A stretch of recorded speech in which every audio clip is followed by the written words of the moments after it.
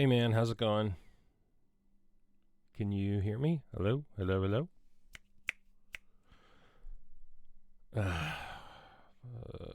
You cannot hear me. Alright, let me just send you a message, see if we can try a couple of things.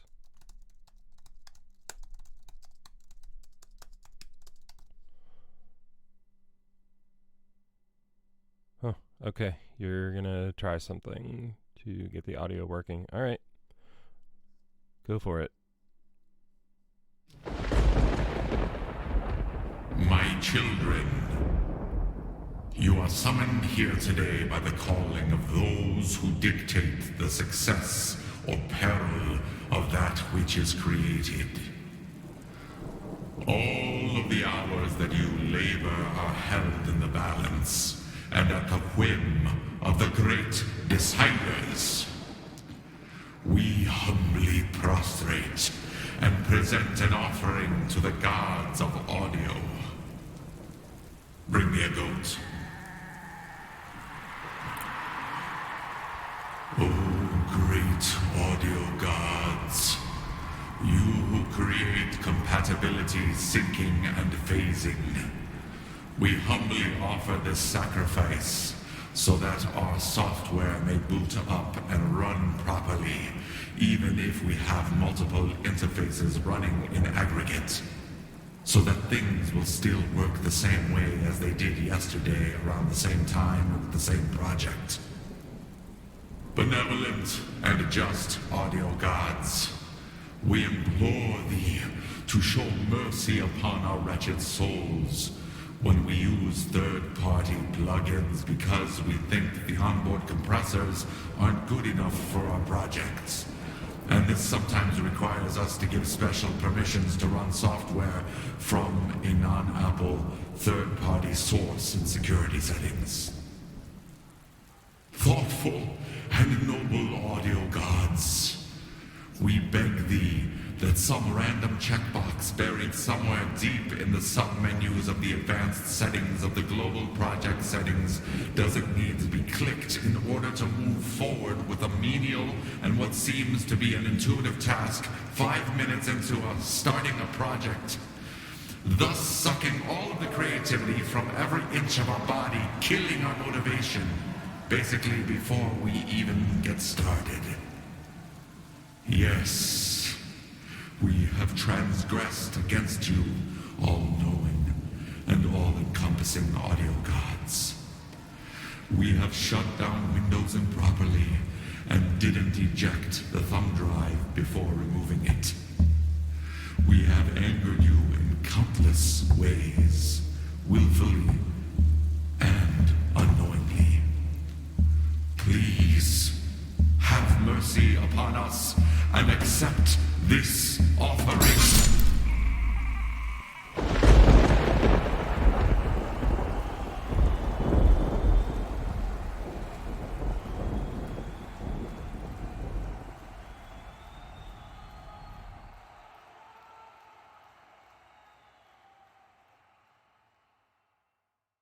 Okay, can you hear me now?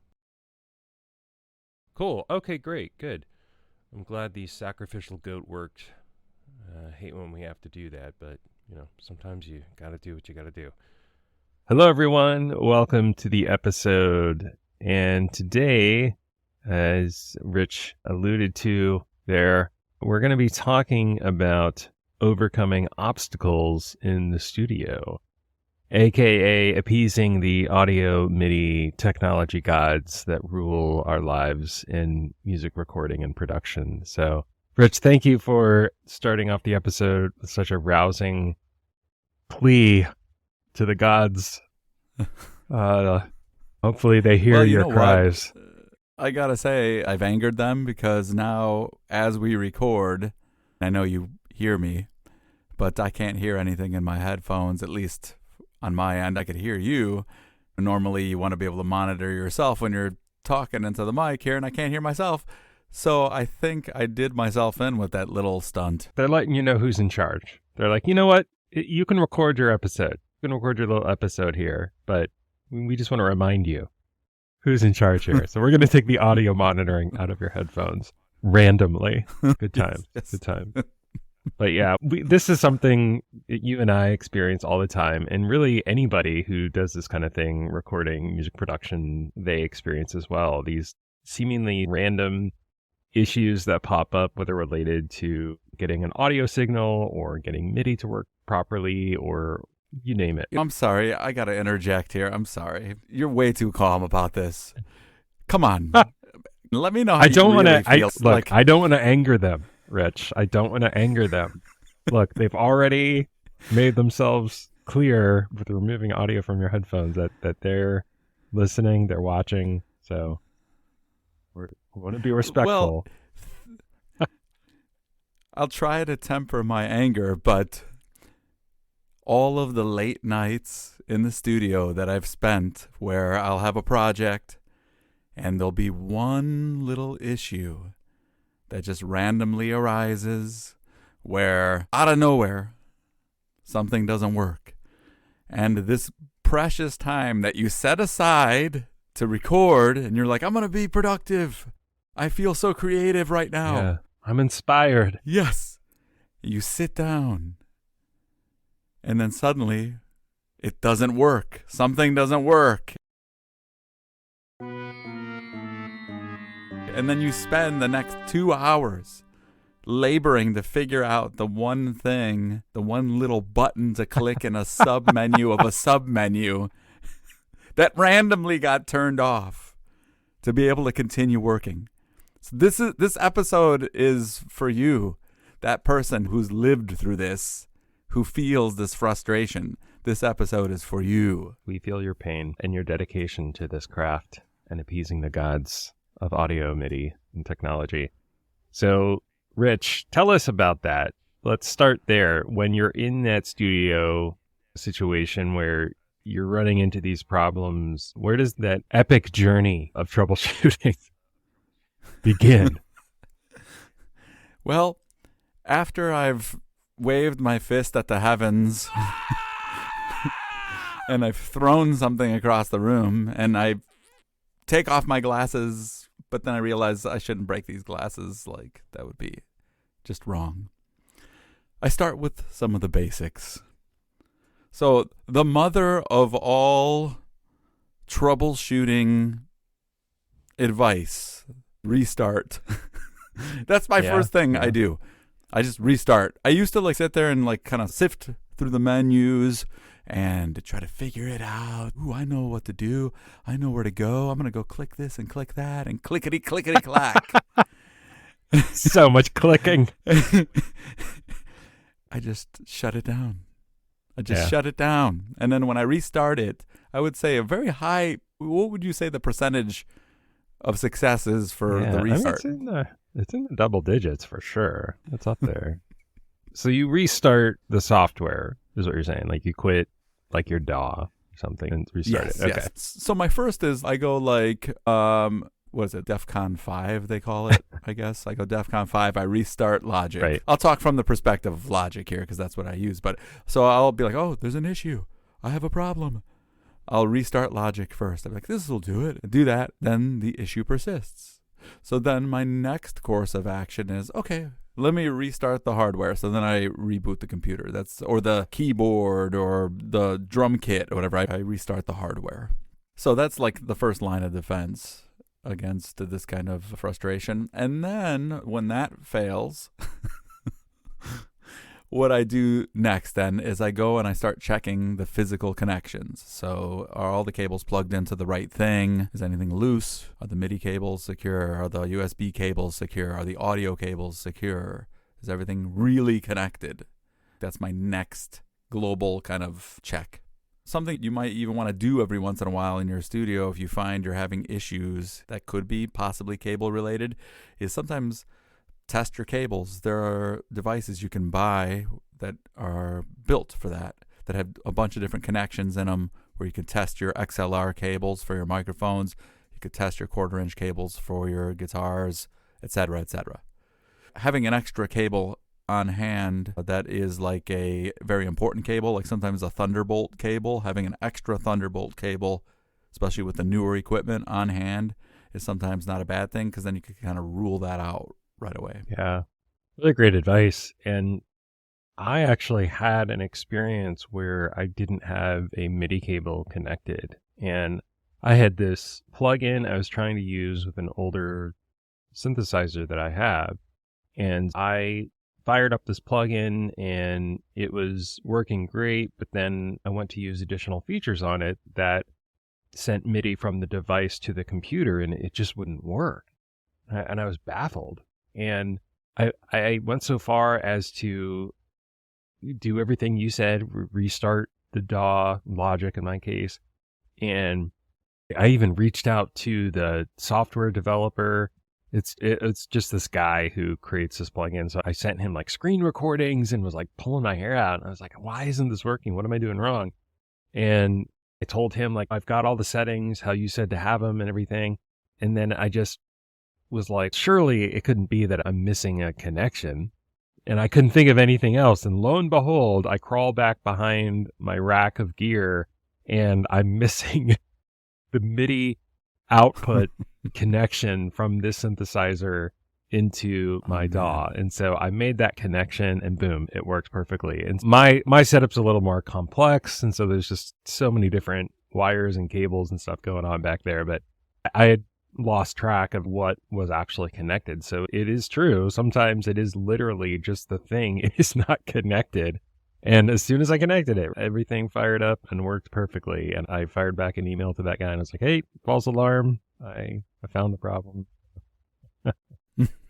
Just kidding. Did you admit that to him that you didn't plug in yeah, MIDI? I was like, yeah, no, I didn't have it. You did? MIDI Oh, connected. wow. So yeah. But yeah, there's a lot of these little gremlins that can sneak in, and sometimes they're really easy and obvious, like once you look for them, and other times they may not be. Something like that might be like your internet connection. So this is something you want to check if and when it's relevant. Sometimes certain plugins have to authenticate. I actually had this happen with a plugin. I think it was like an EQ plugin that I had, and it just wouldn't fire up. And I realized, it needed to do like a validation or something like online. And I think it was like, for some reason, I didn't have the internet turned on or the internet was out or something like that. And so I was able to eventually resolve that, like once we got internet back here at the house. Another thing that you can do is to check for software updates or updates to drivers of your hardware. Definitely. That's something that's coming up more with both Macs and PCs. I know for a while when I was using a Mac for all this stuff, I didn't run into as many of these kind of driver things. But now as there's more cross-pollination with different kinds of devices and whatnot, you're going to have drivers for a lot of things for both Mac and PC. So definitely check. And what tends to happen is that like Apple will update their OS, their Mac OS, they'll update that, and then that'll do something funky to the drivers of like your audio interface or other hardware. And then those companies have to catch up to Apple and release drivers. And so it's because you're using this sort of complicated ecosystem, that's just a reality, is that company A has to catch up to company B and so on and so forth. So it's just something to think about, especially as you update your OS. Like that's a big one. If you do that, check for updates to your software and any hardware drivers that you might be using. And of course, confirm compatibility with the OS and your DAW. Things like a plugin not working, well, make sure it is meant to be used on a PC or a Mac. And make sure that those plugins have been scanned and validated. It's a pretty common thing now in DAWs where they will scan the plugins and just validate them, make sure they're able to be used. So if you use like Ableton Live or Logic Pro, for example, they will scan the plugins, and if they don't pass validation, then, that plugin won't be available to use. That's a whole rabbit hole, but it's something to think about. In general, to talk about. Yeah, that's just a caveat. And remember that, listener, like all of the stuff we're talking about, we're just trying to go global here, give you some general things to look at. Obviously, there's a lot more detail to some of this stuff. And something that can happen Just a caveat, another caveat to all of you out there listening, is that updating a plugin can seem like a really good idea to keep it working. However, sometimes what can happen when you update a plugin is it can remove the settings that you've labored over, you've dialed in for hours and hours.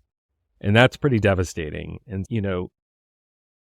I think the best practice is if you're working on a project and there is an update, if everything's working fine, hold off on doing the update until the project is over. Oh, yes. Mm-hmm. Second of all, you might want to consider saving that snapshot of the plugin as a preset. Plugins allow you to just save whatever settings you have as a preset. That way, if you do update and it just zaps everything that you've set up, you can at least go back to the preset that you've saved, so you're right back where you started. And of course, you can always bounce to disk. In other words, you can just print whatever audio that you have going to a new, fresh audio file. And that way, you don't have to worry about if the plugin gets messed up, whatever. It's just some things to consider. Updating is generally a good thing to do. However, in certain scenarios, it can Asterisks. It can nuke your project. So just be cautious. Oh, yeah. Be careful with operating system updates as well. I've learned the hard way with that one, because sometimes that operating system update, like you said earlier, the companies that own the interfaces and whatnot have to get up to speed with their software. And sometimes when you do that operating system update, that can set you back a few days until that firmware update comes out. So just hold off, I would say, if everything's working okay, like Justin said, and keep working on your project, and then wait a little bit and maybe even do a Google search and be like, are there any problems with the new update? If you're really worried, but definitely good advice. Oh, absolutely. The next thing I want to add to this is, so after I do my initial troubleshooting that we heard earlier with the power and all that, and then the checking the internet connectivity, all that, and I've sacrificed my goat already and everything. Hello? Hey. Yeah. Did you try... Okay, you tried quitting the app. Okay. Did you update the OS? No? Okay. Yeah, let's do a screen share later. I think I have some ideas to help get that synthesizer running. I've done some similar work with it before. Yeah. Okay, so we'll hop on FaceTime or something and we'll get it sorted out. Okay, cool. All right, yep, talk to you then. All right, bye. What you just heard, my friends, are the most glorious words that you can hear when you're stuck and you don't know where to go. And that is phone a friend. If you have any people in your circle who know what they're doing better than you do, as I do, don't be shy about reaching out to a trusted partner to brainstorm and troubleshoot together. Of course, if they're available and account for time differences. Our buddy Barack, who lives in Norway, has quite a time difference, but he's one of my go-to Miraculously, though, he seems available almost all the time. So yeah, he's a night owl, and the problem is in Norway, I think it's 24 hours nighttime right now, so he doesn't sleep. In all seriousness, like, I have done this many a times where I get stuck, and I will reach out to Justin, shoot him a text, and be like, please help. And we have that kind of working relationship. He logs on and we dig at the problem together. I think that sometimes you just need a second pair of eyes on something because you've been staring at a problem for so long, and then you get somebody else in there and they can suggest different things or validate certain things that you've done already. And it's just a really great process to drill down and solve the problem together. So yeah. A great approach. Yeah. Another thing you can do if your friend isn't available at that late night hour is hop on to some forums. There are various forums and blogs out there dedicated to the software you are using and the equipment you are using. Just go into Google, type in your question, and see what comes up. There might be some sifting to do, but you'd be surprised. I have solved some of the most obscure issues just by typing literally what I feel the problem is into Google, and then some random post from 6 years ago buried like 5 pages into some forum. One person named Bill in Oklahoma will have solved the problem. So you just have to dig around a little bit. It's frustrating, but it's great that we have that resource that didn't exist back in the day. Yeah. And you've also mentioned something to me that I think is a unique resource, which is the Q&A section and reviews. If you go into Amazon, for example, people are asking different questions. And so sometimes you can validate, does this hardware do X, Y, and Z? And then somebody, Bill from Oklahoma, has come in there and confirmed, no, it doesn't do that. And you're like, okay, I thought I was losing my mind, but Bill has validated this for me. And that can be a really helpful thing as well. And of course, I think another great resource that we have at our disposal, pulling on that thread a bit more, is YouTube. So it's a great way to get instruction or troubleshooting tips and just learn more of the details about a specific aspect of your software or hardware. What's great about YouTube is oftentimes someone will handhold you through the whole process. They'll literally do in real time, clicking on the buttons and the menus, walking you through this. Yeah, and you can just have your phone out, for example, and just sort of watch it step by step, pausing it when you need to set certain things up in your software or change some things. So it's really handy. Social media is a great avenue for finding troubleshooting tips as well. So scouring things like Facebook, Instagram, or X can also connect you to helpful resources that lead to troubleshooting and solutions in your studio. I didn't want to have to go here, but we have to talk about this. Last-ditch effort, man. Yes, the last bastion of support. Notice the keyword support. Contacting the manufacturer or customer service of said hardware or software. Oh man, this is a tough one because I've had mixed results with this kind of thing. But if you've reached this stage where you just can't find it anywhere and none of your friends are up at the hour you're working on stuff, you might want to do this. Some companies are better than others. Like I've had great success with Yamaha. Anytime I've had an issue with anything Yamaha related, usually the people are very knowledgeable, very polite, and can talk you off the ledge. And they'll even send you follow-up correspondence to make sure everything is okay. So not all companies do this, though. And it also sometimes depends on who you get on the phone, too. But Justin, can you talk about what kind of things you want to prepare for when you get on the call with customer service? I think just having some basic information at the ready, like serial number or model number or software version. Make sure they have your contact info. And having things like screenshots of the issue or screen recordings, if and when it's relevant, can be really helpful if you're able to provide those as well. It just makes explaining the issue a lot easier when they're able to see or hear what the issue is. And of course, keep a record of the message or the call in case you need to reference it again. I actually had this experience with my MIDI controller here on my desk. A company called Nectar. So this is the Impact GX49. I was trying to get certain aspects of it to work with Logic. And I emailed the customer support. They emailed me back. We went back and forth a few times, but they gave me some steps that worked and solved the problem. I have that email still, and I've actually had to refer back to it because for some reason, probably something I did, I don't know, but for some reason, it stopped working again, but I went back and referenced the email, followed the steps again, and got it working. So yes, it isn't always the case to have a friendly and helpful resource on the other end of the line, as in your case, Rich, or as in my case with my MIDI controller. It's not something that is a guaranteed good time, let's say. Yeah. I like what you said about you saved that email with that information. I think that's an important thing to talk about briefly. What I do is when I'm running into problems like that, once I figure out the solution, what I will do is I have a master note that I put all this kind of stuff in. So if I had a specific issue that was very difficult to resolve, I will copy the link and put it in there if I found it online, or I'll type out the process of how I fixed it. Because guess what? Like, you might think that, oh, I'll remember this. If I run into this again, it won't be a problem. I'll remember what I did. But sometimes it'll happen 2 years later, and then you'll be like, oh, wait, I remember this thing happened, but I can't quite remember. You don't want to go through all that trouble again of finding that info. You want to be able to go back to the note and be like, I wrote this down.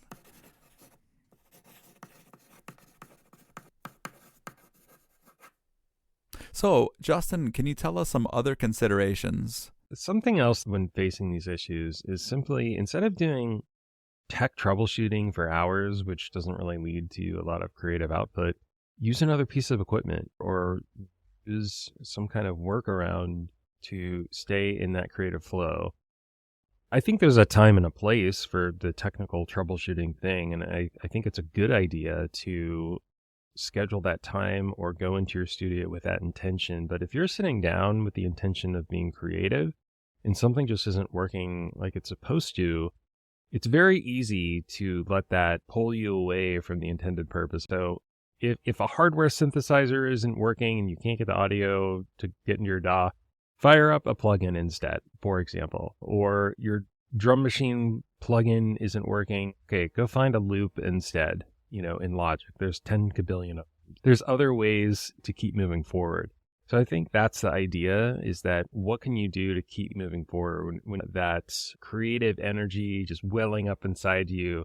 It's so easy to get that just zapped out of you altogether when something doesn't work. You're like, oh, I know I have the perfect sound in this piece of equipment or this plugin or whatever, and it doesn't work. That can be really deflating. So I just want to encourage you to think about staying in the moment, try something else, do something else. And because invariably that's going to, that sort of limitation, we've talked about that, you didn't necessarily impose it, but the audio gods decided for whatever reason to impose it on you. Find a different path, and that can probably lead to some really cool creative output. It's not like you can't go back later the next day and be like, okay, I really want to use this synth, and let me figure out why it's not working. And back to our earlier part of the conversation, try some of those steps then when you're in a place where you can troubleshoot. Creativity is paramount. That's why we're doing all of this. We're not in it to be fixing equipment. Hopefully, I know it's unavoidable sometimes, but the ultimate aspect of all of this is the creative process and having your ideas come to life. So if all it means is, okay, today I'm just going to use that different device just to get the idea down, especially if you're recording with a synthesizer or whatever, you have the MIDI data. You could always go back later, troubleshoot, get the other device working, and then use that sound from that device because the MIDI data is there. So try to push it forward if possible, get the idea down, and you can always go back and revise and revisit later. I think that's great advice, Justin. Another thing that you could do is borrow or rent the equipment you need if it's something that needs to get done or that's more important, that needs to have exactly a specific piece of equipment used for it. I know that's easier said than done, but hey, we're just offering kind of possibilities here. Yes. And last but not least, it can't be said enough, back up. Oh, yes. Always back up all the time. Back So up. it allows you to revert to a project when something was working correctly, and not having a backup can be pretty devastating sometimes. Man. I've had situations where my Time Machine backup wasn't working properly, and I tried to revert to a project and I couldn't, and it's like, oh, it's so frustrating. Used hours and hours of work. So just making sure that backup is working properly and regularly is good advice. Yeah, especially if you have something that's really important and special to you in a project. Have that external drive or that cloud storage available for doing this kind of thing. All right, so let me touch upon all the points we discussed earlier. First way of troubleshooting is start with the basics. Restart the hardware and software and check your connections. Then, Justin brought up, check your internet and make sure everything is up to date and validated for plugins. Phone a friend, reach out, to trusted people in your circle who can help you. Also, don't be shy about going onto the forums and asking questions or reading archived information. YouTube is a great resource, which can handhold you through the whole process sometimes. Also, last but not least of the big stuff, contact customer support, customer service, or the manufacturer if you're having an issue. And then other considerations, use another piece of equipment, find a workaround, rent, borrow what you need. And don't forget to back up your important projects. Great episode, great conversation, Rich. I feel like we've exorcised the demons and appeased the gods of audio, MIDI, and technology. And until next time, take care and good luck in the studio. And don't forget to sacrifice that goat. bye, everybody. Thanks for listening. Bye. Thank you for listening to the Face Your Ears podcast. If you found this episode entertaining and informative, be sure to share and leave a review. Also, check us out on social media and be sure to like, comment, and subscribe. For more information related to our podcast, head on over to www.faceyourears.com. Links can be found in the show description. And remember, whether you're a musician just starting out or a seasoned professional looking to talk shop, it's time to face your ears.